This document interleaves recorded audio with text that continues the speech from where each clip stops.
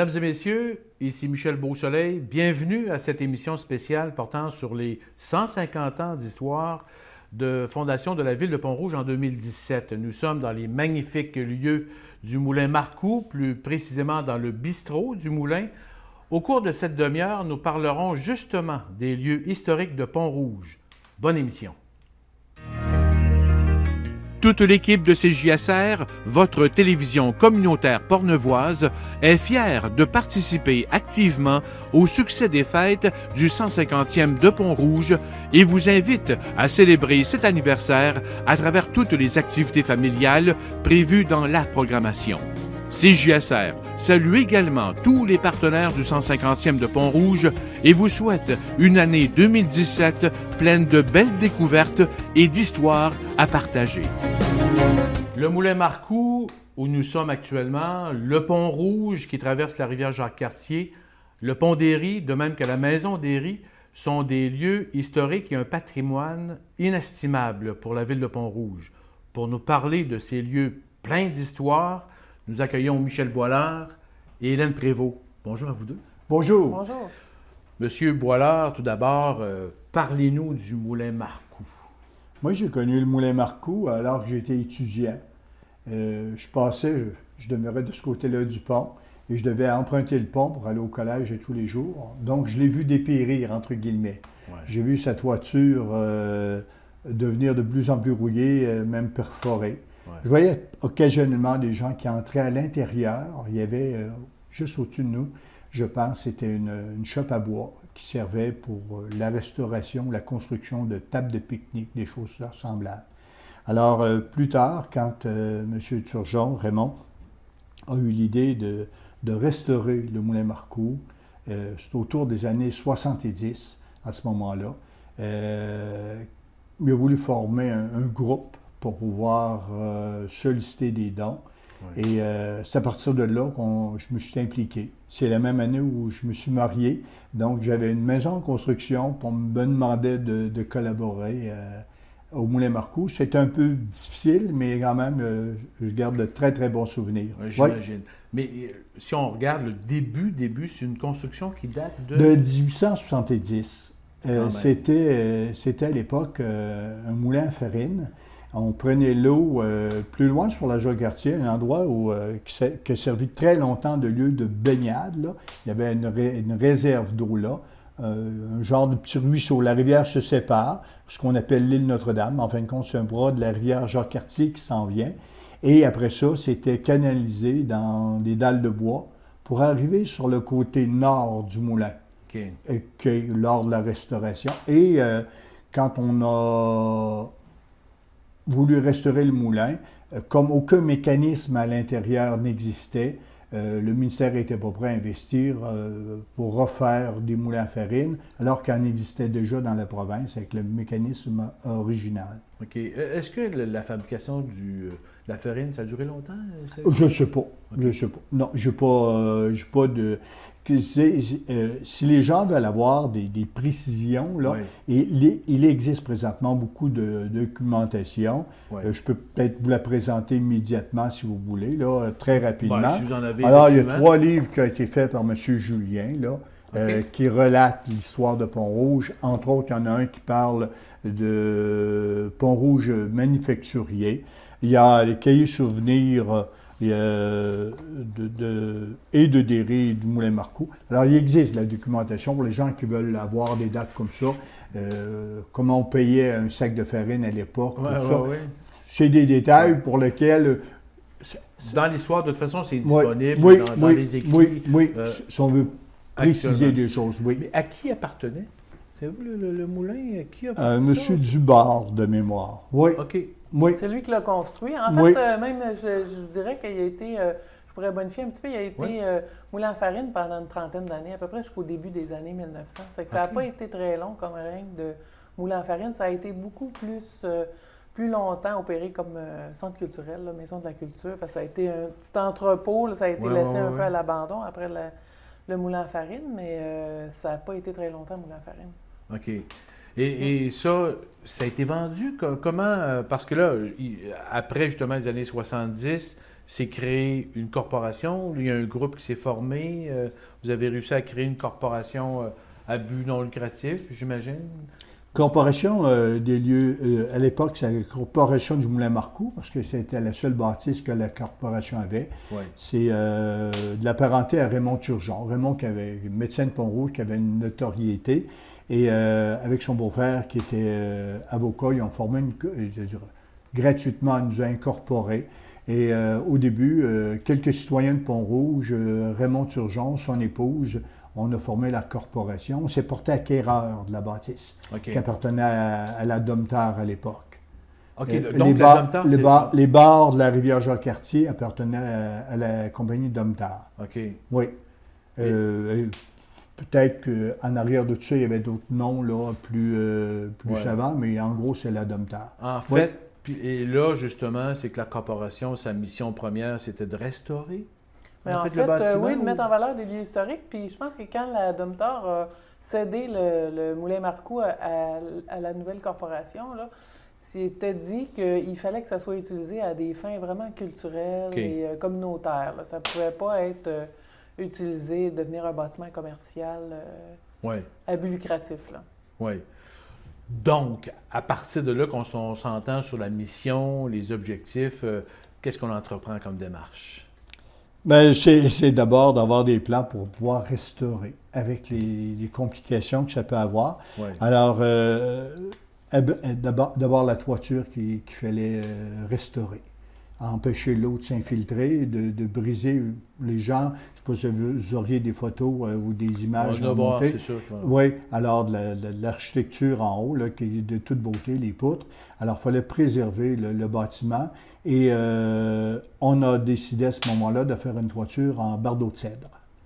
Oh. Alors, parce qu'on nous disait qu'à l'origine, c'était un bardeau de cèdre, mais on s'est réavisé plus tard quand on a fait on a réaménagé la toiture, on l'a fait en tôle canadienne, comme elle est présentement. Okay. Mais la première était en bardeau de cèdre. C'était des corvées, là, du monde qui venait donner des heures et des heures de bénévolat, là, selon les corps de métier.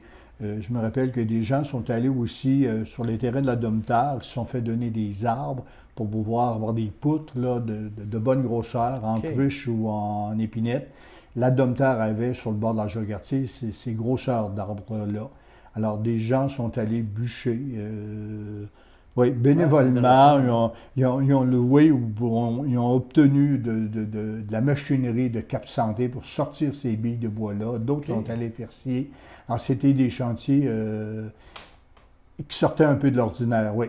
J'imagine. Alors, la toiture, mais d'autres la toiture, travaux. la tout restauration. L'intérieur, Tout l'intérieur. Tout l'intérieur. Il ne restait plus rien. Parce qu'on dit qu'il y a eu jusqu'à 500 bénévoles qui sont impliqués à ce moment-là pour la réfection du moulin.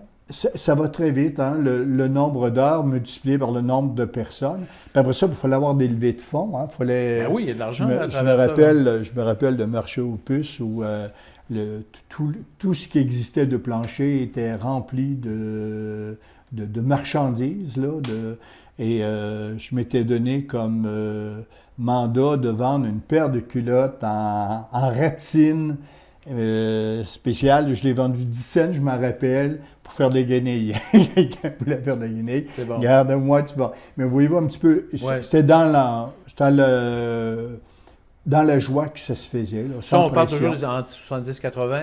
Oui, autour des années 74, peut-être. Donc, vous avez réussi quand même à mobiliser beaucoup de gens. Les gens de Pont-Rouge étaient d'accord avec ce projet-là? Tout le monde était d'accord. Le seul handicap, c'est que la ville a pris beaucoup de temps. La ville de Pont-Rouge a pris beaucoup de temps à un moment donné avant de dire, écoute, on s'embarque là-dedans. Là. On investit. C'est de la culture, puis la culture, des fois, c'est un peu comme si c'était un esprit. On a l'impression que c'est pas un investissement, mais dans le fond, ça en est. Là. Ça en est un, parce que les grandes villes aujourd'hui, exemple Paris, on ne va pas là nécessairement.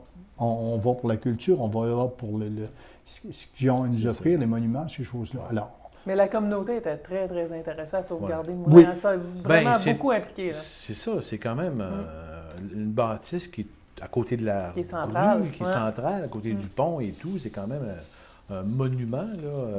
Là, dans les conseils d'administration qu'on a eus, ça n'a pas toujours été des présidents natifs de Pont-Rouge. Quand Raymond a laissé sa place, c'est Claude Ricard qui était de Québec, c'est un président de Saint-Basile, un président de Saint-Raymond, et les gens disaient, vous êtes chanceux, vous avez ça, vous autres, chez vous. Oui. Les gens de l'extérieur nous le disaient en plus, vous êtes chanceux. Ça a renforcé le sentiment d'appartenance. Oui. Alors, je vais vous dire, quand en 2013, on a fêté les 40 ans de la corporation, parce qu'elle a été vraiment incorporée en 73. Puis en 74, ils ont commencé la restauration. Là, mais quand on a fêté en 2013, c'était vraiment intéressant parce qu'on a invité les présidents de toutes ces années-là qui étaient encore disponibles pour venir. Ils se sont rencontrés, puis c'était vraiment dans la fraternité, là, parce qu'ils ont vécu des moments... des anecdotes incroyables, j'imagine, dans une construction comme ça, puis des corvées, là, et tout. Mais on peut dire que, mettons, en gros, la rénovation a été terminée quand, là?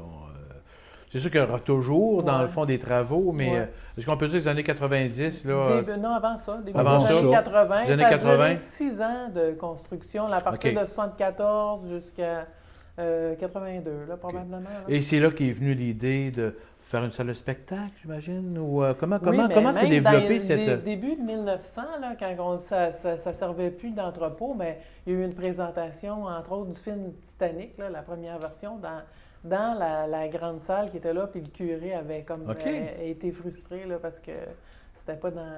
C'était, je sais pas comment dire, là, c'était pas accepté socialement. Mais c'est ça. En fait, c'était accepté socialement, mais pas par l'Église. Là. Mais c'est ça, que ça a été vraiment centre culturel, c'est comme si ça allait de soi. Hein. Je pense que... Elle avait déjà cette vocation-là dans l'esprit. Là. Et là, vous avez organisé... C'était à la mode aussi. Hein. On avait des granges qui servaient de théâtre d'été à certains endroits, des choses comme ça. Donc, on avait un moulin. C'était intéressant de le convertir en centre d'art.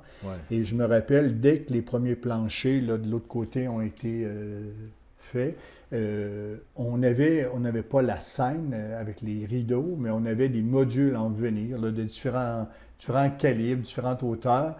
Et ça servait soit d'estrade pour que les gens puissent s'asseoir, voir la personne qui se présentait, l'artiste, ou encore, c'était l'inverse, c'était l'artiste qui montait là-dessus et les gens s'assoyaient, amenaient leur chaise, ou s'assoyaient carrément sur des coussins. C'était des années 70, entre guillemets. Je me rappelle avoir écouté Félix Leclerc, moi, ici, parmi les premiers qui sont venus au Moulin. Oui. Alors, mais après ça, là, on a amélioré la salle de spectacle, on a ajouté... Comment s'est fait le lien avec Linda Lemay? En fait, Linda Lemay est originaire de la ville de Portneuf, qui est dans Portneuf. C'est qu'en 99, ils l'ont invitée à devenir marraine de la salle de spectacle là, pour donner une certaine notoriété, intégrer encore plus dans la communauté. Là. Elle était très heureuse, d'ailleurs. Et là, vous avez développé, en fait, là, vraiment une programmation culturelle... avec le ROSEC, justement, avec le ROSEC, réseau. On était dans les premiers membres du ROSEC, du réseau d'été, là, parce qu'au début, le ROSEC, c'était des regroupements de lieux historiques où ils présentaient des spectacles. C'est qu'on était dans les premières salles qui faisaient partie du ROSEC. Aujourd'hui, ça s'est agrandi, puis il y a plus de 32-34 diffuseurs là, qui font toute l'Est du Québec. C'est que par le ROSEC, on pouvait avoir des artistes vraiment de renom à des cachets moindres, là, parce qu'ils faisaient toute une grande tournée. C'est que Michel Rivard, Luc de la Rochelière qui est venu je ne sais pas combien de fois. Il y a eu vraiment des grands noms qui sont passés ici là, au fil des ans. C'est que la programmation de spectacle s'est développée. Le théâtre de Pont-Rouge aussi, qui était vraiment ancré dans la communauté, là, des bénévoles, des gens qui sont improvisés un peu acteurs. Là, qui quand même donné des pièces quand même de grande envergure. Là. Il y a des moments mémorables là, avec la cage aux folles. Puis, moi, j'ai entendu parler beaucoup. Je n'étais pas là dans ce temps-là, mais c'est ça fait que la saison de spectacle était principalement l'été, par contre. Là, on l'a tiré au fil des années. Oui, là, les galeries d'art, tout ça, parce qu'il nous reste à peu près 2 minutes et demie. Je veux qu'on parle du Pont-Rouge, absolument. D'où vient justement cette réalisation-là ici? Le pont rouge comme tel, le pont d'à côté. Oui, là. d'à côté. Alors, c'est une obligation qu'il fallait un autre pont que le pont des Ries, dont on parlera peut-être tantôt. Là. Mais le pont des Ries ne répondait peu aux besoins. Il nous fallait sortir du rang de Saint-Jacques, entre autres, des billes de bois. on est sous le régime anglais. Notre bois s'en va en Angleterre. Il faut sortir le bois et l'obstacle, c'est de traverser la rivière pour s'en aller vers Québec. Alors, il y a eu des pressions je dirais des villageois autour, pour leur propre utilisation, mais aussi des pressions drôlement plus importantes, peut-être, là, si on avait été dans les coulisses du pouvoir, pour sortir, être capable d'alimenter le port de Québec en billes de bois. Entre autres, Saint-Basile, Saint-Jacques, ces choses-là, il fallait qu'ils traversent. Et il n'était pas question de passer par le pont des Ries. Donc, c'était vraiment propice, là, géographiquement pour... Oui. C'était un endroit... Donc, on a amélioré le pont pour être capable de porter les charges. Tout ça. Oui. Pourquoi rouge? Parce que un des ponts, là, je pense que ça doit être la deuxième version, là, on avait décidé de le peindre en rouge. C'est un genre de préservatif. Là. Alors, on passe par le pont rouge. Avant, il portait un autre nom, le pont de... J'ai toutes les noms, pas de la diligence, le pont ou quelque chose. OK, il a changé de nom. On a changé de nom, dépendant de... Oui. C'est devenu le pont rouge. Comme certaines rues, des fois, ont un deuxième nom, un nom plus populaire. Alors, le pont rouge, surtout pour la couleur qu'il avait, oui. Et c'est un pont qui était... même les gens de Saint-Raymond, de Saint-Basile, de Cap-Santé ont déjà contribué à de la restauration sur ce pont-là. Parce que ils sont inévitablement touchés par... ils étaient des utilisateurs. Déjà là, on parlait de réunion des municipalités de la région de Portneuf. Alors, les gens plus proches à ce moment-là, on ne parlait pas de la MRC à l'époque, mais les gens, là, les utilisateurs acceptaient de payer des frais. Oui. On va passer une pause, petite pause, et par la suite, on va parler du pont des Ries, de la Maison des Ries, et on va continuer aussi à parler de la Corporation des lieux historiques de Pont-Rouge, mais le volet justement des Ries. Toute l'équipe de CJSR, votre télévision communautaire portneuvoise, est fière de participer activement au succès des fêtes du 150e de Pont-Rouge et vous invite à célébrer cet anniversaire à travers toutes les activités familiales prévues dans la programmation. CJSR salue également tous les partenaires du 150e de Pont-Rouge et vous souhaite une année 2017 pleine de belles découvertes et d'histoires à partager. Michel Boilard, on a parlé un petit peu du pont des Ries, puis la nécessité justement de construire le pont rouge après, mais le pont des Ries, c'est quand même une œuvre, une réalisation qui date de longtemps. On disait que la première construction datait de 1834. Et moi, je pense, pour avoir été déjà dans le bois, je pense que même les Amérindiens, avec les pins blancs là, qui sont juste à côté, là, je pense qu'on a dû... Ils pouvaient traverser... Je pense qu'ils ont déjà traversé, parce que la rivière est un obstacle pour tout le monde, même les Amérindiens. Tout à fait. On nous dit que les Amérindiens ont déjà habité le coin. Alors, à ce moment-là, un pin blanc sur le... ça traverse bien. Ça traverse bien, puis ça, je pense que même avant même... Puis le saumon est excellent aussi. Le saumon est excellent, puis il fallait traverser d'une rive à l'autre, donc c'est l'endroit le plus étroit. Alors, en 1834, les résidents du Bois de l'Aille, chez Jauson, déjà... 1800 ou 1700? 1734. Okay. 1734 ont déjà un lien pour pouvoir traverser. Mais d'un côté, ça descend tout doucement, comme ça, quand on arrive du Bois de l'Aille. Et puis de l'autre côté, il y a un cap, mais ce cap-là est en sable. Donc, pour pouvoir monter, ça devait être excessivement difficile, même avec les chevaux. On a fêté en 2004 le 200e, c'est ça? La construction de la Maison des Ries. Et on a voulu reproduire, on a voulu que les chevaux montent et descendent. Et même avec des gens là, aguerris, là, non, on monte pas. On monte pas, on est en asphalte. Là. Puis surtout, on ne descend pas, on a peur que les freins sur nos voitures ne tiennent pas. Alors, on s'imagine dans le sable monter, là, ça devait être très difficile. Et on allait vendre vers Québec. Alors, le chemin du roi, qu'on appelle, là, les gens passaient par le Grand Capsa. Et ils faisaient un détour, là, ils quittaient le bord du fleuve, puis s'en venaient dans le Grand Capsa. Puis après ça, on a développé la rue dite du Collège, la Pinière, mais on descendait la côte.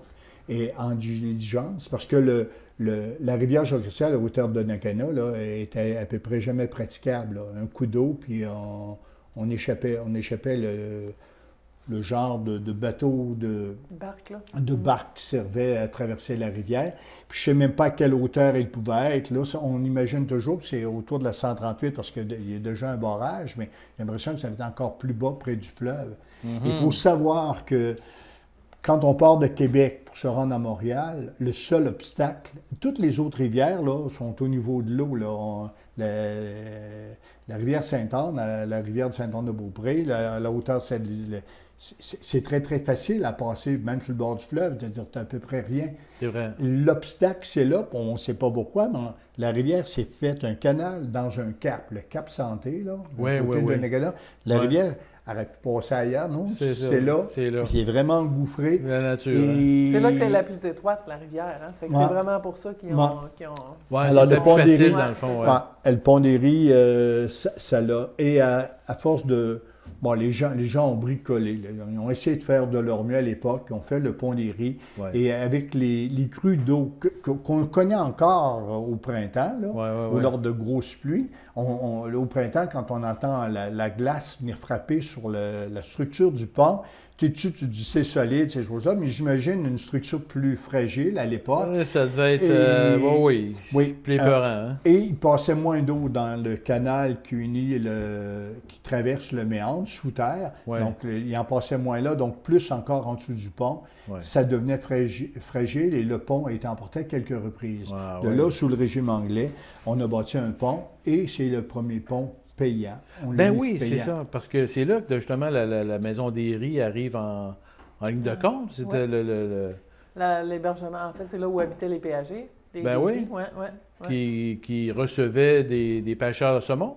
Oui, c'était une auberge en même temps, la maison des Ries. C'est ça, au début. C'était poste de péage et auberge pour les officiers anglais qui venaient pêcher le saumon. Ils pêchaient jusqu'à 50-60 saumons par jour dans cette rivière-là à l'époque.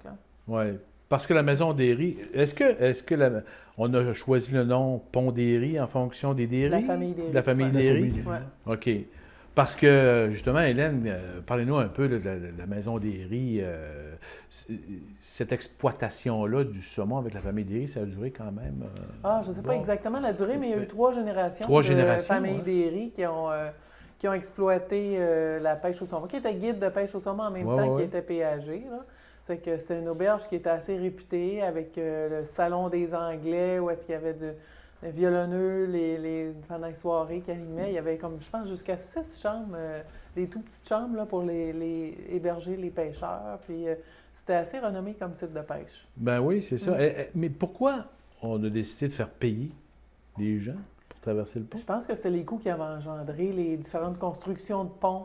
Et puis, le gouvernement avait décidé de faire c'est le gouvernement qui avait décrété, pour traverser ce pont-là, ça coûte tant. Oui. C'est que c'est les Des qui géraient ce péage-là ou cette transaction avec les routiers. Parce que c'était vraiment le premier pont de péage au Canada, je pense. C'est ce qu'ils disent. Oui. Il y en a un ou deux là, qui sont à peu près dans la même période. C'est spécial, c'est devenu un modèle, peut-être, je ne sais pas, ils ont tenté une expérience. Peut-être, on ne sait pas. En tout cas, les routes à péage du côté américain, ça se fait, un peu partout. Est-ce qu'on va revenir à ça? Et... C'est un site magnifique aussi qui a été peint par de nombreux artistes. Greg Goff, vraiment plusieurs artistes qui sont allés sur le site pour le peindre. Là, puis Gisèle Bouliane, entre autres, qui est une artiste maintenant de chez nous, mais qui a une réputation internationale. Et c'est là que la corporation, en fait, a décidé de prendre le volet du développement historique c'est de ça, la maison. La corporation du vieux Moulin Marcoux s'est transformée en corporation des lieux historiques de Pont-Rouge à partir du moment où elle a acquis la maison des Ries, là, en 79, je pense. Là. C'est ça. Ça fait que là, elle voulait vraiment protéger les lieux. C'est qu'il y a tout eu la restauration de la maison qui s'est mise en branle. Puis la maison a été ouverte au public plus dans les années 90, là, mais il y a eu plusieurs années de restauration. Ils ont refait une fondation. Tu étais là, toi? Hein, oui, j'étais pas là, mais mes enfants, un de mes enfants a travaillé. C'est sur le règne du président Daniel Laroche qui avait été chercher des subventions puis qui avait été capable de faire les gros travaux qu'il y avait là. Oui, des travaux, vous savez, quelqu'un qui restaure, bien là, je regarde, ils ont creusé du vide sanitaire, on a fait un sous-sol, mais il fallait garder les pierres qui servaient de support à la maison. Ben oui. Il fallait couler du ciment en dessous de ces pierres-là. Ouais. Donc, c'est une technique extraordinaire. Des fois, on se disait, on passait là, il aurait été mieux de démolir ou de débâtir, puis de rebâtir, mettre ça à droite. Non, il fallait garder ça. Maintenir tout ce qui était... ce patrimoine le plus fidèlement possible. Le plus fidèlement Comme possible. il s'est fait aussi le toit, parce que le toit a été refait tout dernièrement, là, ça fait 2 ans Mais dès peut-être. le début, il faut mentionner que le ministère de la Culture, il n'a pas embarqué tout de suite à la réfection du Moulin Marcoux parce qu'il manquait beaucoup de mécanismes, mais à la Maison des Ries, ça n'a pas été le cas parce que Maison des Ries a été site classé au niveau national dès les débuts de la restauration à cause du potentiel, de toute son histoire archéologique. Et tout, là. Ça fait que ça, il y a eu beaucoup d'aide pour la restauration à ce moment-là. C'était plus facile, ça cadrait vraiment dans les programmes à ce moment-là, oui. dans les critères. Oui. Parce que le site a été refait aussi. Oui, dernièrement, en 2014, on a retravaillé parce que le problème à Maison des Ries, c'est vraiment sur le bord de la rue. Puis la circulation passe vraiment rapidement. C'est qu'on avait 2 objectifs. Là. Il y avait certainement la restauration de la maison. On a refait la toiture qui est magnifique là, en bardeaux de cèdre de l'Est, je pense qu'ils ont fait une certaine épaisseur, puis qu'ils ont fait vraiment respecter les normes de l'époque, l'architecture de l'époque. Mais il y avait aussi le détournement un petit peu de la route, déplacer le stationnement pour essayer de faire ralentir, que ça fasse un peu un canal. Oui, puis ça arrive tout près de la galerie, si on veut. Là, vraiment. Mais c'était à l'époque pour le payage. Pour le payage, c'était très pratique. Comme à la barrière de l'hôpital, c'est ça, il faut être proche. Là. Alors ça, il s'est fait un travail magnifique. Très belle mise en valeur. Puis ça fait que aussi, c'est devenu comme un espace encore plus public. Là. Il y a beaucoup de gens qui se promènent là, puis les gens s'y arrêtent. Puis c'est vraiment, on a vu vraiment l'impact au niveau de la fréquentation là, depuis ces travaux-là. Là.